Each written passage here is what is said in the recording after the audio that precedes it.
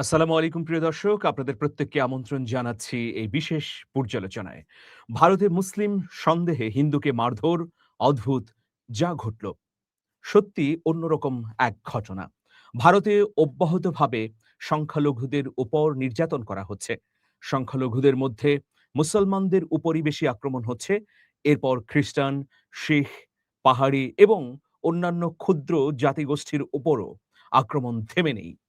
অব্যাহতভাবে সংখ্যালঘু নির্যাতনের কারণে মার্কিন যুক্তরাষ্ট্র ইতোমধ্যে ধর্মীয় সৌহার্দ্য এবং সম্প্রীতির সূচকে ভারতকে লাল তালিকায় অন্তর্ভুক্ত করেছে।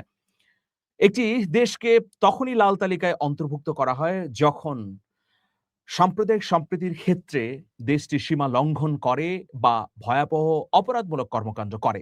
মার্কিন যুক্তরাষ্ট্র সে কারণে ভারতকে সংখ্যালঘু নিপীড়নের ক্ষেত্রে লাল তালিকায় অন্তর্ভুক্ত করেছে। প্রিয় দর্শক, ভয়াবহ একটি ঘটনা ঘটেছে। ভারতে মুসলিম সন্দেহে হিন্দুকে মারধর ও ভগবান শুনে ভুল বুঝে পালালো দুর্বৃত্তরা। এই ধরনের দুর্বৃত্ত কিন্তু ভারতের বিভিন্ন রাজ্যে ছড়িয়ে পড়েছে। আর এইসব দুর্বৃত্তের মস্তিষ্কে হিন্দুত্ববাদের উগ্রতা এমনভাবে ঢুকিয়ে দেওয়া হয়েছে যে তাদের সামনে কেবল হিন্দুত্ববাদ, আর কোন জাত, গোষ্ঠী, ধর্মের মানুষকে তারা সহ্যই করতে পারছে না। ভারতের উত্তরপ্রদেশে মুসলিম সন্দেহে এক হিন্দু ব্যক্তিকে মারধর এবং তার পিঠে ছুরিকাঘাত করার অভিযোগ উঠেছে। উত্তরপ্রদেশ বিজেপি শাসিত রাজ্য। তো বিজেপি শাসিত রাজ্য, যোগী আদিত্যনাথ এখানে রাজ করছেন। তিনি তো সবসময় মুসলিম বিরোধী উগ্রবাদী মন্তব্য করেন, বক্তব্য দেন। তারই প্রতিফল এটা। এটা অস্বাভাবিক কোনো ঘটনা নয়। কিন্তু হিন্দু ভেবে একজন ব্যক্তিকে মারধর যখন শুরু করা হলো, তখন কি ঘটল?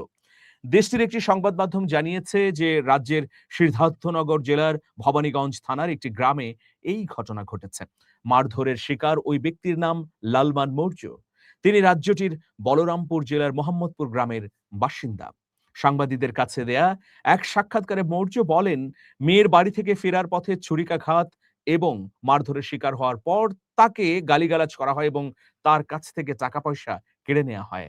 লালমান মৌর্য বলেন, আমি আমার মেয়ের কাছে গিয়েছিলাম এবং ফেরার পথে ধনকরপুর চৌরাহায় একদল যুবক আমার গাড়ি থামিয়ে দেয়। তারা আমাকে গালিগালাজ করতে শুরু করে। আমি যখন জিজ্ঞেস করি কেন তারা আমাকে গালি দিচ্ছে, তখন তারা আমার গলা চেপে ধরে এবং মারধর শুরু করে। তিনি আরো বলেন, এরপর আরো দুজন এসে আমার হাত পেছন দিকে ধরে আমাকে ছুরিকাঘাত করে।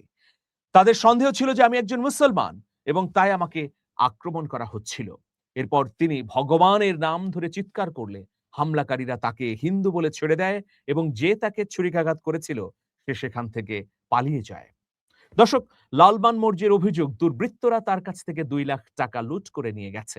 তিনি আরো বলেন, আমার দাড়ি আছে বলে তারা আমাকে মুসলিম বলে সন্দেহ করেছিল। তারা আমাকে চেনে না, আমিও তাদের চিনি না। আমি গোরগাঁওয়ের বেদান্ত হাসপাতালে একজন রেডিওলজিস্ট। আমি এই এলাকায় থাকি না। দেখুন কি ধরনের ভয়াবহ ঘটনা। এই ধরনের ঘটনা কিন্তু একটা নয়, পর্যায়ক্রমে ঘটছে। কিছুদিন আগে কেরালায় একজন বাংলা ভাষাভাষী মানুষকে খুন করা হয়েছে গণপিটুনি দিয়ে। কেরালায় ওই বাংলা ভাষাভাষী মানুষকে খুন করা হয়েছে কারণ বাংলায় কথা বলছেন, তারা ধারণা করেছিল তিনি মুসলিম। ফলে মব তৈরি করে গণপিটুনি দিয়ে তাকে হত্যা করা হয়। পরবর্তীতে জানা যায় যে তিনি আসামের গুয়াহাটির একটি অঞ্চলের মানুষ। তিনি হিন্দু ধর্মের মানুষ। দেখুন কি ধরনের ন্যাক্কারজনক ঘটনা। এই ধরনের উগ্রবাদ কিন্তু সর্বত্র ছড়িয়ে পড়েছে। আপনারা জানেন যে ভারতের পশ্চিমবঙ্গে বিজেপি সরকার ক্ষমতায় আসার পর মুসলিমদের মসজিদে আজান দিতে দেওয়া হচ্ছে না। মাইকের সাউন্ড বা ভলিউম কমিয়ে দেওয়া হয়েছে। একইভাবে পশু কুরবানি করতে দেওয়া হচ্ছে না। গরুর সঙ্গে মহিষও এখন যুক্ত করা হয়েছে। এখন প্রশ্ন হচ্ছে যে কারো ধর্ম পালনের জন্যে আরেকজনের ধর্মকে যদি সংকুচিত করা হয়, তার পালনের অধিকারকে যদি খাটো করা হয়, তাহলে সেটি কখনোই গণতান্ত্রিক আচরণ নয়। ভারত একটি বহুত্ববাদী সমাজ কাঠামোর উপর গঠিত। সুতরাং এই ধরনের ন্যাক্কারজনক অবস্থান অবশ্যই ভারতের দীর্ঘদিনের সৌহার্দ্যপূর্ণ সমাজকে ভেঙে দেবে।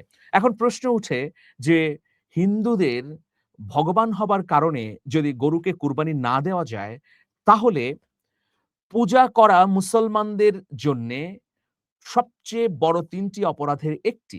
মানে আল্লাহ ঘোষিত ৩ টি অপরাধের সবচেয়ে ১ম অপরাধ হচ্ছে শিরক করা। এটা ইসলামী আইন বলে এবং মুসলমানদের জন্যে পূজা মণ্ডপে আ যদি কেউ যায়, পূজা মণ্ডপে গিয়ে যদি সেই দেবদেবীকে পূজা করে তাহলে সে ইসলামের পরিবার থেকে বিচ্ছিন্ন হয়ে যায়। পাশাপাশি সে সবচেয়ে বড় কবিরা গুনাহটি করল। কারণ আল্লাহর সঙ্গে শরিক করল। তাহলে এখন এই যুক্তিতে কোন মুসলমান যদি দাবি তুলে মুসলিম সংখ্যাগরিষ্ঠ রাষ্ট্রে যে আমাদের এখানে পূজা হবে না, সেটা কি যৌক্তিক হবে? তো এটা যদি যৌক্তিক না হয়, ভারতে হিন্দুরা তাদের ধর্মাচার পালন করবেন। হিন্দুরা তাদের ধর্মকে আরো ছড়িয়ে দেবার চেষ্টা করবেন। তাতে মুসলমানদের তো আপত্তি নেই। কিন্তু মুসলমানের যে ধর্মাচরণ, সেটাকে পালন করতে কেন বাধা দেয়া হবে? কিন্তু সেরকমটিই করা হচ্ছে। এখন উগ্রবাদীরা দল বেঁধে, বেঁধে শুধুমাত্র শহর অঞ্চলে নয়, গ্রামাঞ্চলেও ছড়িয়ে পড়েছে এবং তাদের একমাত্র টার্গেট হচ্ছে মুসলমান। এরপর শিক্ষা প্রতিষ্ঠানগুলোতে মুসলমানদের হিজাব পড়তে দেয়া হচ্ছে না। কি ধরনের ভয়াবহ ঘটনা! এটা কিন্তু পৃথিবীর আর কোন দেশে নেই। দেখুন মালয়েশিয়া একটি সাম্প্রদায়িক সম্প্রীতির অনন্য উদাহরণের দেশ। মালয়েশিয়াতে হিন্দুরা যেমন আছে, মুসলিমরা আছে, একইভাবে বৌদ্ধ ধর্মের মানুষও আছে। দেখুন মালয়েশিয়া যারা গিয়েছেন তারা স্পষ্টভাবেই জানেন যে সংখ্যাগরিষ্ঠ মুসলিম হলেও সেখানে মুসলমানরা যেমন হিজাব পরে চলাচল করে নির্বিঘ্নে, একইভাবে হিন্দুরা, বৌদ্ধরা এবং অন্যান্য ধর্মাবলম্বীর মানুষও কিন্তু তাদের পূর্ণ স্বাধীনতায় ধর্মকে পালন করেন। তাদের কিন্তু হিজাব পড়তে হয় না, স্কার্ফ পড়তে হয় না। সেটি মুসলিম প্রধান দেশ।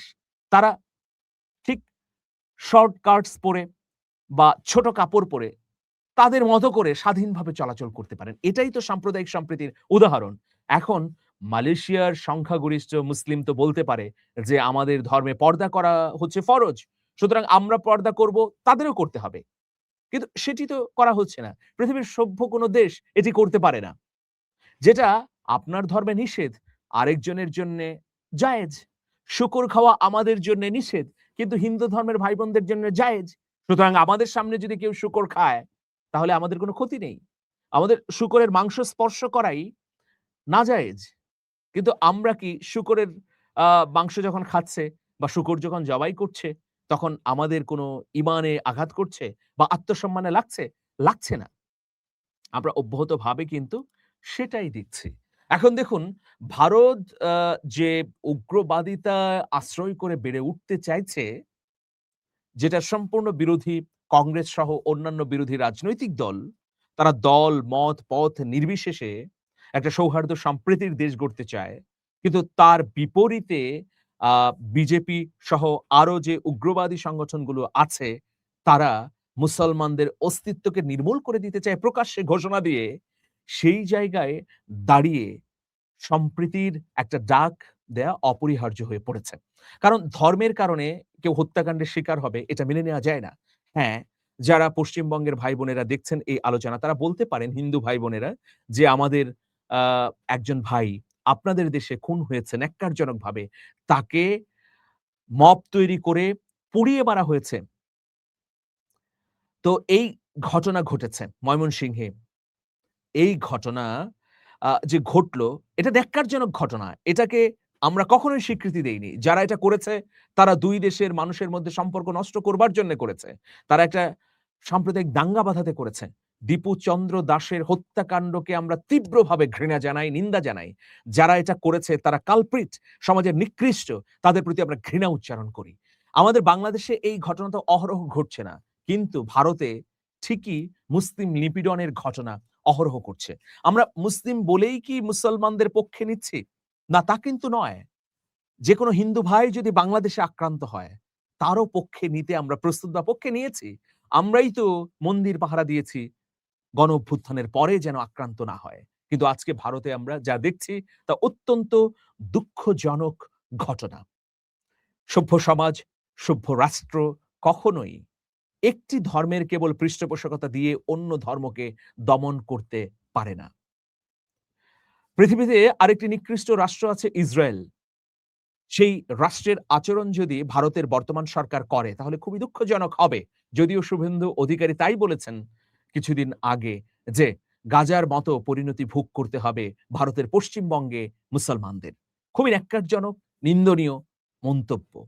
কিন্তু ভারতের সংবিধান বা ভারতের রাজনৈতিক ঐতিহ্য বা ভারতের নেতাদের মহাত্মা গান্ধী থেকে শুরু করে যদি আচরণ দেখি তারা কিন্তু সবাই ছিলেন অসাম্প্রদায়িক মানুষ। তারা ছিলেন এই উপমহাদেশকে গড়ার কারিগর। সুতরাং সেই পথ থেকে বিচ্যুত হবার কারণেই বর্তমান সরকারের আশ্রয়ে-প্রশ্রয়ে ভারতে এসব ঘটনা ঘটছে। আমরা অবিলম্বে আহ্বান জানাই যে এসব ঘটনা বন্ধ হোক। ভালো থাকবেন। আল্লাহ হাফেজ।